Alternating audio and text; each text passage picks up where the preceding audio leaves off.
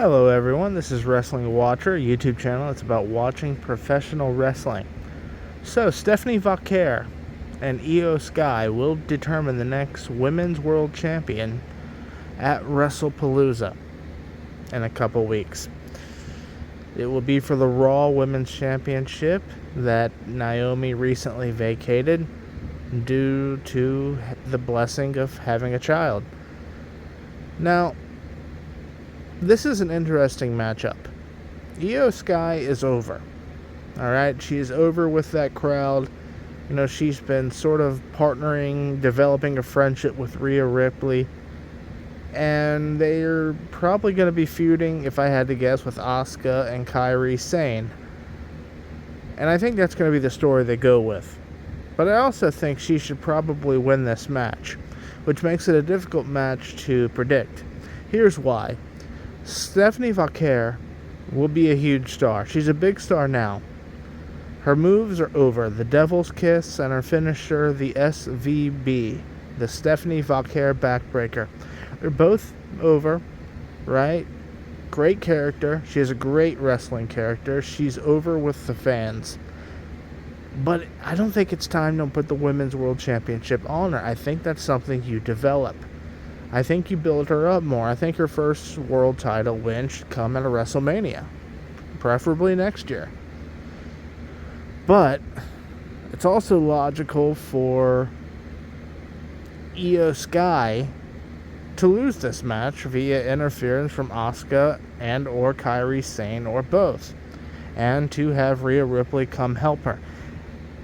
It doesn't make sense for Io Sky to win if you're going to further that storyline, which I think they will. So, as I said, it's a difficult match to predict.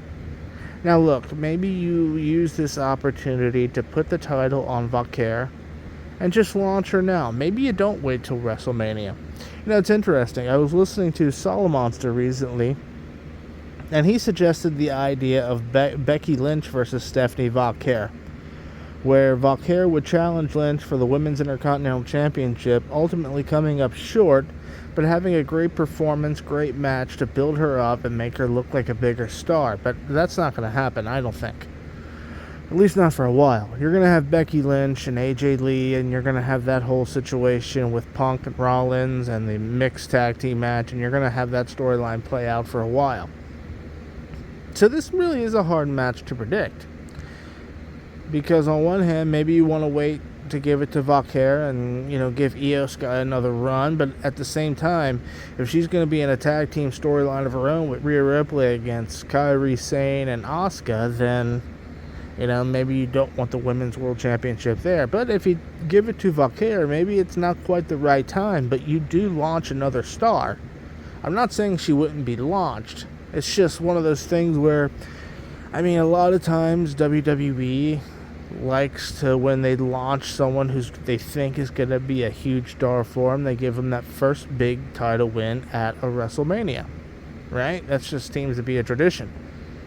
And we can look back and we can sort of look back on stars who that's happened for, right? Shawn Michaels, John Cena. You know, the list goes on. I mean, we could go all day with that, right? With names who've won their first title, even if it's a mid-card title at a WrestleMania. That applies to a lot of people. So, you know, it's a difficult match to predict. And, you know, I'm a fan of both of them. I think this was, you know, I think Naomi was going to have a longer title run, obviously. I think they were looking to really push her to the moon as a top-level draw and make her really a top-level champion. So we'll see what happens going forward. But, and look, it's not like, look, I think Io Sky winning, see, as I said in the video, it's a bit strange because she has this tag team storyline going with Rhea Ripley, right? But if she wins the title, you could have feuds against Kairi Sane and a feud against Asuka, and you could have a sort of feud where eventually Rhea Ripley challenges her to the top for the title. You could definitely tell a story there. So look, I'm not ruling out Io Sky winning. I wouldn't mind that. You can have some story there. It just seems weird. Usually you wouldn't involve a champion with... Usually you wouldn't give someone a title if they're involved in another storyline that would take the focus away from the title. But look, they can do this a lot of different ways, and I'm sure they will. But that's going to be all for this one, guys. Thank you.